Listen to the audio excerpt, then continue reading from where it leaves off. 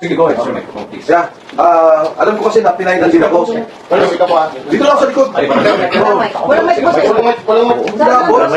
Okay lang ba? Pasok ko sa kanya. Ako kasi, pinainan din ni, Sorry guys, sorry. Go ahead, sir, go ahead. nag-file din si Senator Trillanes at saka kahapon ata si General Anyo ng kaso na kasama si Attorney Baligod, kasama si ako, Mike Defensor, at saka si, if I'm not mistaken, si Cathy Binag at saka si Lauren Badoy. Ako, personally, isang karangalan na makasama ako nitong mga kasama nating sundalo. Isang malaking karangalan na mapasama sa kaso, nakasama sila. Yung sinasabi ng mga taong to ay katotohanan. Tumutulong ako sa kanila dahil ayoko mangyari nung nangyari kay Sergeant Cotesa. Talagang ginipit, inipit, itinago. Nandito ko para ipakita yung tulong sa kanila noong paman, nung sila ay lumabas sa Club Filipino. Kaya yung mga sinasabi ni General Anyo at ni Senator Trillanes, dapat ang trabaho nila alamin ang katotohanan. Dapat ang trabaho nila tingnan yung aligasyon ng kapwa nila sundalo. Ang mga sundalong to, hindi nagsisinungaling. Kung gusto nilang malaman yung katotohanan, tanungin nila. Huwag yung ginigipit nila yung mga tao. Handa akong tulungan sila, handa akong marap sa kaso. At muli, inulit ko, karangalan ko makasama ang matatapang at makabayan nating sundalo sa darating na panahon. Maraming salamat. Ay, excuse me. May we get a reaction from the group? Ikaw po, Congressman Defensor, kung kaya niyo po. Kasi meron pong nalabas na isang letter na dininay ng isang active personnel na umano'y signatory doon sa mga members of AFP and BNP doon po sa Baligod 18.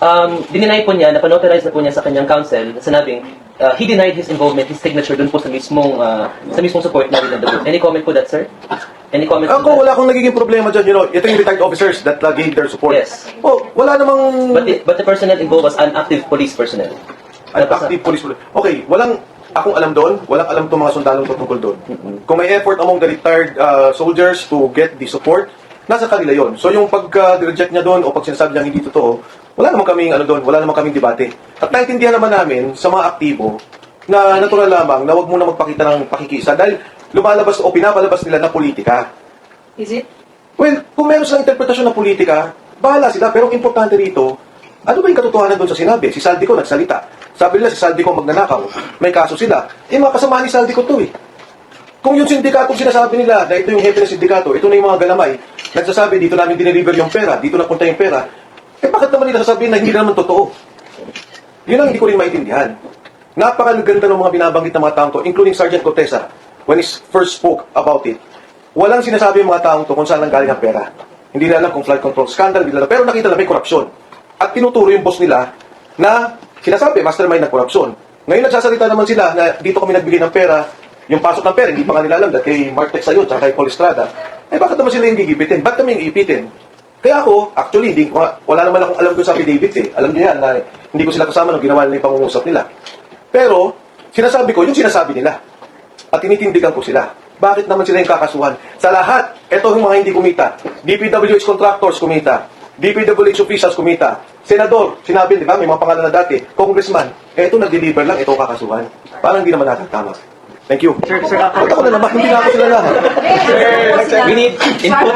Mr. Roseberg, kung pwede lang po, tama po ba? Ay, sino po yung nagsalita kanina? Pasensya na po.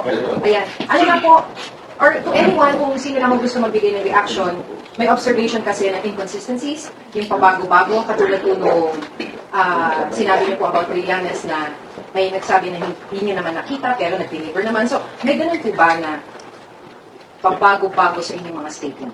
Wala po ma'am, kasi nasa po naman namin, nasa affidavit naman po eh. Ang sinasabi po namin ma'am, hindi po namin nakita yung pinalit na dollar na kung binigay sa kanya. Ang sinasabi namin ma'am na totoo is yung nag-deliver mismo sa bahay niya po. Yung doon po sa pag-deliver kay BBM, bakit po parang hindi maibigay yung mga detalye? Pwede niyo bang masabi yung exact details? Yung delivery ninyo kay BBM, may nagsabi kasi na 2 maleta, naging 5 maleta. Bakit po nagbabago ang detalye? 5 malita po yung dinala namin ni Kong Sandy doon sa bahay. Saan po eksakto? Sa Ilocos po. Saan po sa Ilocos? Nandun na po ma'am sa affidavit. Ang nakalagay lang po doon ay sumakay kayo ng eroplano, tama po ba? Tapos nagpunta kayo ng Ilocos. Yes po. Pero saan po doon? Pwede po bang humingi pa ng detalye? Saan bahay? Saang syudad? Lawag, Paway, Paway. Bigan. Alam niyo po kaya yung ganun? Pwede po ba? Yung ano po, may lake po. Ilan po yung... May ano boss? Yung may lake. Sa lake.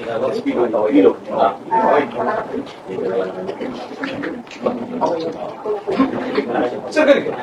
Anong reaction niyo sa kung paano ito tinutugunan ng government ngayon. Kasi last time kausap namin si Ombudsman Revilla. Sabi naman niya, ang gusto niyang makuha from Atty. Teddy Balido din sa inyo, dapat tig-isa po kayo ng affidavit, hindi parang isa lang nakakatawan para sa 18. Ano po bang reaction niyo doon? Sir, para sa amin, sir, si attorney na lang po ang masasagot sa mga ganyang tanong, sir.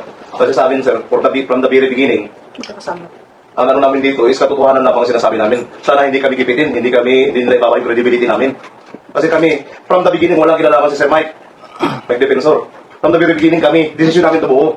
Nailahad na namin kasi sobra na mag-18 point something trillion ang utang ng Pilipinas para yung mga anak namin. Paano kami, mamamayang Pilipino, mahihirap? Saan namin pupulutin sunod araw yung mga anak namin? Saan namin pa? Kung ang pundo ng gobyerno ginaganyan nila. Sa ganitong sitwasyon namin ngayon, ma'am, nagigipit kami. Kung sino lang magbabata, kung sino magbabata. Sana tapusin na natin itong issue na to. Tapusin ang korupsyon sa batang Pilipinas. Yun lang po ang hindi namin about sa sabi mo.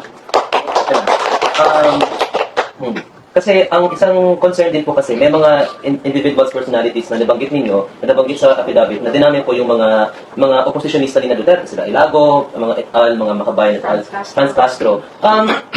Is it safe to say na parang tinatarget nyo rin yung mga Makabayan groups o yung mga oppositionista ng Duterte sa mga na-involved? Hindi, sir. Given the fact na merong isang kinarify si Dilima na sinabi niya na when you claim na nakatanggap siya ng maleta or ng sobre as mga paper envelopes well or whatever, ang sinabi ni Dilima, she was still incarcerated at the time. So, don't you think na para bang tinatarget lang yung mga critics ng dating administrasyon? Kasi it seems as if ganun yung naging kaso po eh. Ika na namin, sir, neutral kami natin. Hindi kami pro-Duterte lahat. Hindi kami pro-BBM din. Neutral kami, sir. Nagtrabaho ko ordinaryong Pilipino lang, sir. Sa ganitong sitwasyon, na naglalahad kami ng katotohanan na aming salaysay. Sana restituin na kami. Bigyan nila kami ng credibility. Hindi baba yung moral namin. Para ito sa bayan, sir, ang ginagawa namin, sir. Hindi ito pong sarili lang namin. Totoo, yan ang bago kami lumabas. Ang sabi ng abogado sa amin ni Atty. DP, sabihin nyo lang ang totoo. Ang hirap mag-depend sa Korte Suprema o saan Korte. Pasang si Sinungaling ka. Yan ang natatandaan ko sa mga sinasabi niya. Maraming salamat po. Saka hindi po namin sila tinatarget, sir, kasi yun nga po, hindi po kami Duterte, hindi po rin kami Marcos. Ngayon, sila po kasi nakikita namin doon, sir, na mga ka-meeting, then yung mga nakakatanggap. Tapos sir, siguro, nagkataon na talaga na trabaho kami kay Busaldi ko. Experience kami ganyan. Yung nalalaman namin. Siguro yan na sinasabi namin yung katotohanan. Wala po.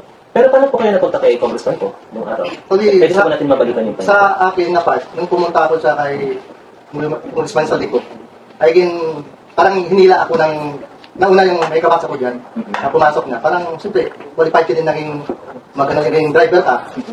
Eh, ginila ko, naging nakapasok ko dyan. Sir, meron po bang nakapag-security? Meron po ba? Wala. Pero kay Sir Junes ka lang. Meron pa dito, sir. As NSA or Secretary of Defense ng panahon ni Mrs. Samuel. Can we give an exact date po ba kung kailan siya nakapag-secretary? Deputista po siya ng JP. Yes. Thank you. 2006. Yes, sir. Thank you.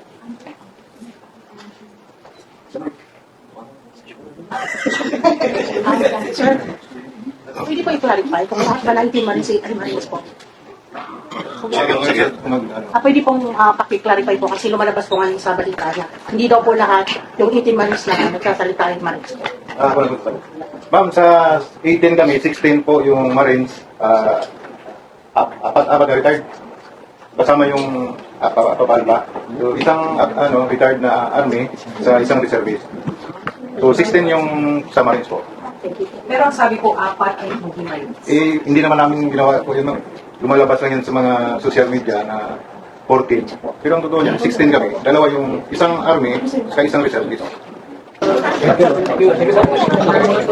Hindi na ako kasama dyan. Ang bilis nito eh.